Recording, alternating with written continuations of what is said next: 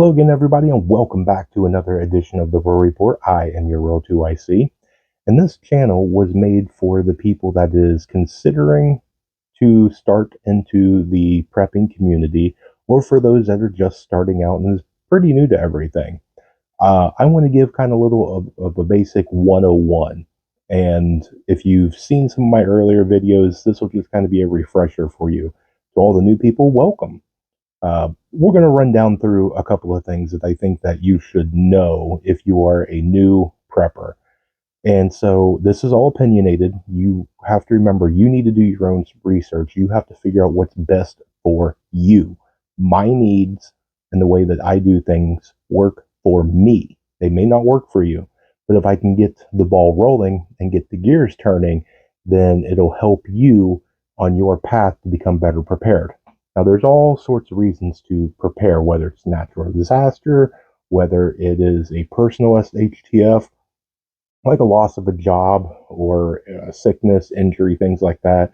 It could be anything from total financial collapse, an EMP, anything from a war to nuclear Armageddon to solar, things that mess with it. I forget the terminology. A comet hitting, zombies, aliens, whatever it is. Whatever your reason is, that's your reason. And you can have multiple, like a lot of us, we have multiple reasons. So, in all of them, for the most part, there is, in my opinion, 5 basic things that you want to cover. And that is food, water, shelter, medical, and security. Now, I know there's a lot of other different topics we can cover, but those are the 5 basic, in my opinion, that every new prepper and really every prepper needs to cover. Those are the basics. So, my advice is if you're just starting out, don't go into debt, okay? Take it slow. You just got into this. It can be extremely overwhelming. I get it. Trust me. There's a lot of information out there. There's a lot of, especially if you're just starting out. Usually you start out because something woke you up. Your neighbor's house burnt down, or there was some sort of a scare, or you saw a headline, or something happened, and all of a sudden you're like, I need to do something, and you're changing, and change is scary. So don't get tricked into shiny objects. Don't get tricked into, I need to buy everything right now. Start slow. Don't go into debt. Get what you can in small increments on what you can afford. Now, you want to set small, attainable goals. So, what I would like to basically give out for my advice on this is do what they recommend, a minimum of 3 days. And I know there's a lot of people that'll laugh at that, but there's a lot of people that don't have 3 days worth of food in their house. They just don't. That's their lifestyle. It works for them. And as long as the supply chain goes and nothing happens, it will continue to work for them. It will. And honestly, what you're doing now will work because it's been working until it doesn't. And that's why we prepare. So you start out small. You start out for 3 days. Once you get your food, your water, your shelter, you get all that covered for 3 days. Set the next goal. Go for 7. Build it out. Can you do it for 7? Then once you've got that covered, go out for 2 weeks. Go out for a month. And keep building slowly on everything. And then once you get out to that month, that's a good stopping point to come back and get residual. So you have a month's worth of food that you don't have to cook. You have a month's worth of food that is shelf stable that will go 2-3 years out. You have a month's worth of stored water. You have a way to replenish that water to get more water. Do you have enough medical if something major happened and you couldn't leave your house? You were snowed in and something happened. You were chopping something, got a really nasty cut. Do you have enough medical supplies to keep changing bandages and keep that wound clean for a whole month? If you don't, then there you go. Now you have something to go do. And you have to make sure that you've got enough not only for yourself, but everybody that is in your household, whether that be your family or roommates or what have you. So it's a lot. I get it, but that's why we start small.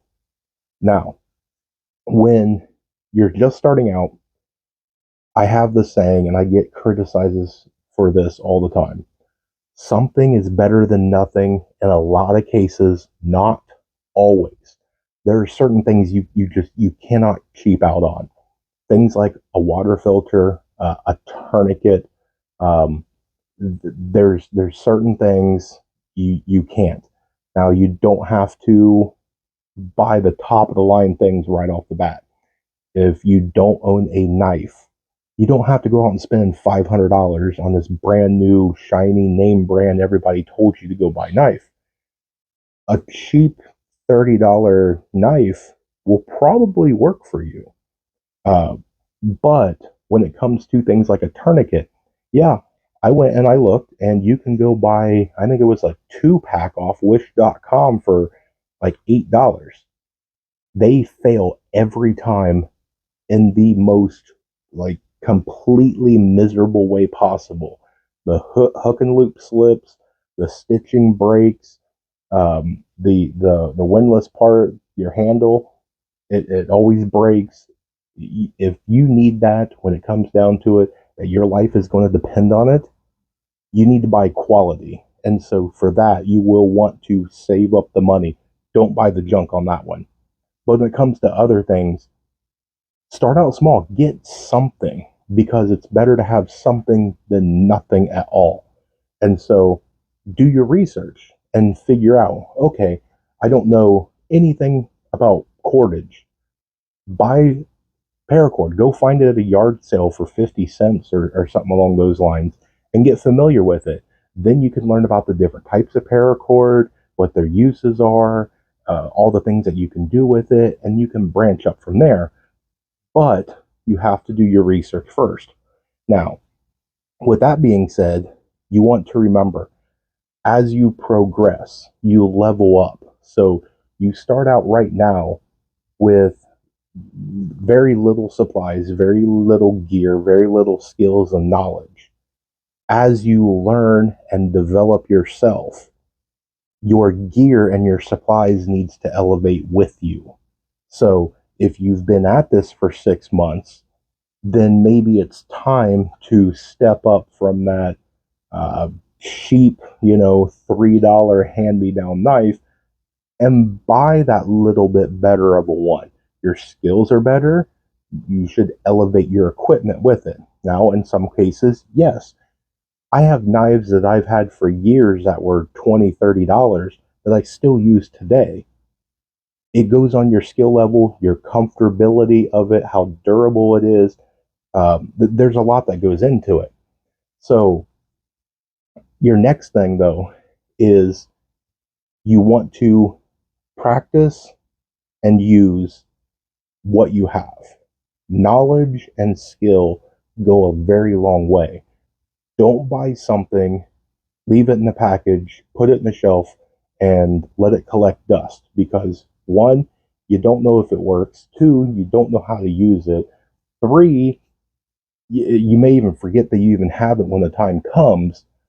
Always use your gear. Now, I understand on your medical and things like that, you're not going to buy it, come home, and rip it open to do things, but rotate it. Put it here, and then when you go buy more, put it in the back, and it's that first in, first out. So you put it here, you buy more, and you just stack it up, and then when something happens, or when you have some, it's great to pull out some of the gauze and do some practice. Make sure, if you've got 20 rolls of medical tape, pop one of them things open and make sure the tape's still good. It's okay to use your supplies. You want to know when the time comes, does it still work? Do I know how to use it?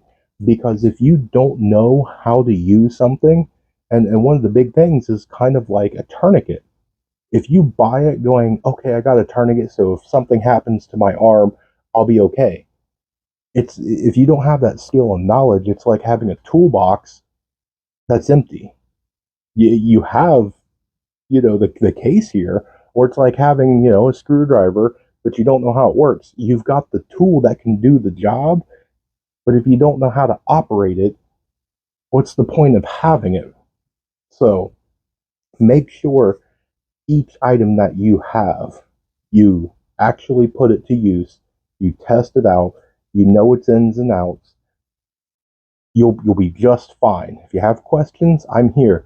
There's a lot of other people. You can always drop it down.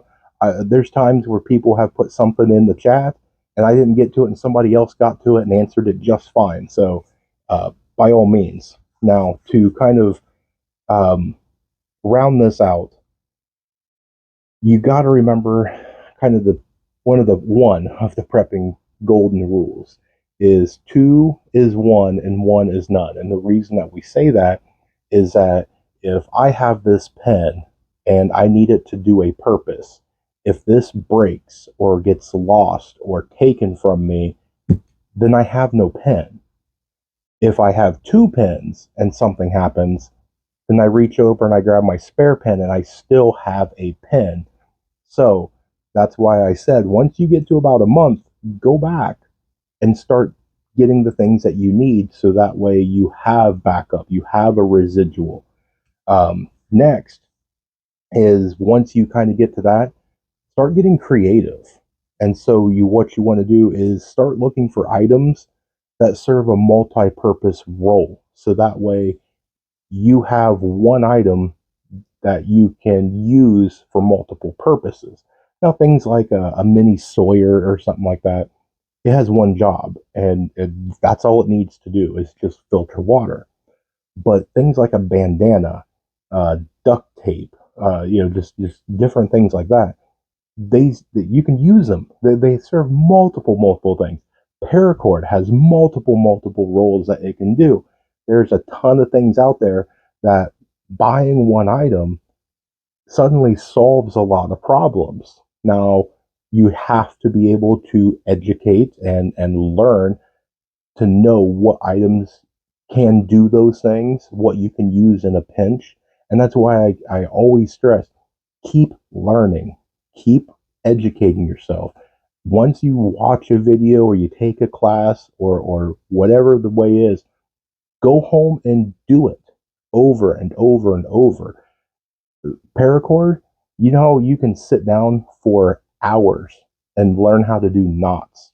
And you'd be amazed that you went this far in life not knowing how to tie a certain knot, and then all of a sudden you're out doing something and you will tie a knot and you'll be like, wait a second, that just came in really handy. So a lot of these skills are used every day. It's not just some, well, why would I learn how to start a fire? I don't go camping. Well, you never know. There's a lot of reasons to be able to have that skill to start a fire. So I guess my last piece of advice is you need to learn how to basically repair, build, and replenish. So you want to be able to repair the things that you have. So if you have something like a flashlight, do you know how to take it apart and clean some of the insides, how the connections work? You have a basic understanding of your gear. So if something breaks, you have a chance to be able to repair it. If it can't be repaired, can you build a replacement? Can you take scrap parts from here and here and build the tool that you need? Those are skills and talents that are just off the charts. You can have 100 of something, but eventually, given a long enough time, they will get taken, they will break, they will get lost. Something will happen, and you will eventually get down to zero. Do you have the knowledge and the skill to be able to get what you need to make it or repair a broken one to make it to where you have it? And then you know how to replenish. I know people that have come to me and went, hey, I think I'm really set. I've got a year's worth of food. And I go, that's amazing. What about day 366? And they just kind of what? And I'm going, yeah, yeah. Let's say that SHTF happens for 18 months. You've got a year's worth of food. What are you going to eat after that? You know, how are you going to get water after that? You know how to replenish. So that comes into growing food, how to filter water, how to start a fire over and over and over with different methods. There's a lot of different ways to start a fire. And it's one of those ones that I would challenge you. Take and pick one thing if you don't know how to do it, watch a video or two, get what you need, and do it over and over and over until you feel comfortable. And then move on to the other one. There's multiple ways to start a fire. You could stay busy the rest of this year and a good probably chunk of the beginning of next year on all the different ways to do it. Plus, it's fun. So, but that's just a brief overview. We can go on and on and on about this, and uh, we will as the channel goes, and as I put out more and more videos. We're definitely going to get into everything because I could take each one of these and talk for hours on each one of these topics, plus the topics that I didn't add into this. So I wish you guys the best of luck. Again, if you have any questions, comments, leave them down below. If it's personal or you don't want anybody to know something for OPSEC reasons or embarrassment or whatever, my email is right on the bottom of every opening that I do. Please email me. Um, for 99 point probably 5%, I get back to everybody pretty quickly. So this still is a very small channel. So we're all pretty intimate together. For the ones that have been with me for quite a while, they know that and they can speak to it. But for some of you new people, I'm an open book. If you have something, there is no dumb question. And I see it all the time to where I will be on Facebook or I'll be on, a different platform and somebody will come in and they'll say, "Hey, thank you for, let me join the group.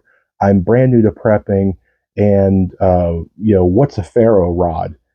And it never fails. Every time there's 50 people that come out and go, "Oh, you're stupid. That's a dumb question. You shouldn't even begin to prep. Don't even, no, if you don't know, you don't know." And I will, and I make this promise. If I have a new person join every single day and they ask the same question over and over and over, I will answer it every single day. If you have the question and I know the answer, I'll answer it. And I don't care if it becomes a broken record. My job is to help the new preppers and and have some fun along with it. We do a lot of fun things, and I encourage you go back and check out a lot of the early stuff that I've done. There was a lot of things with paracord, making keychains and different things. And once you learn how to do the paracord weave, you can make a ton of things. I mean, it's almost what your creativity is where that ends. So I encourage you to go do it. I'm even going back to some of them. I'm doing remakes of them and revisiting and refreshing the video and doing a new spin on it and re-releasing it. And there's a ton of you that love that. So I'll continue to do that as well. But taking up enough of your time. So I appreciate it. We will continue to put out more videos and more content. If you guys have any suggestions, questions, you know what to do. Do all the fun YouTube things. Hit the like, subscribe, hit the bell for notifications so that way you can be notified, hopefully, if YouTube likes me, for all the future content that's going to come out. So with that, guys, God bless each and every one of you. Thank you so much for tuning in, and more information to come. Remember to remain united because we're all prepping in this together.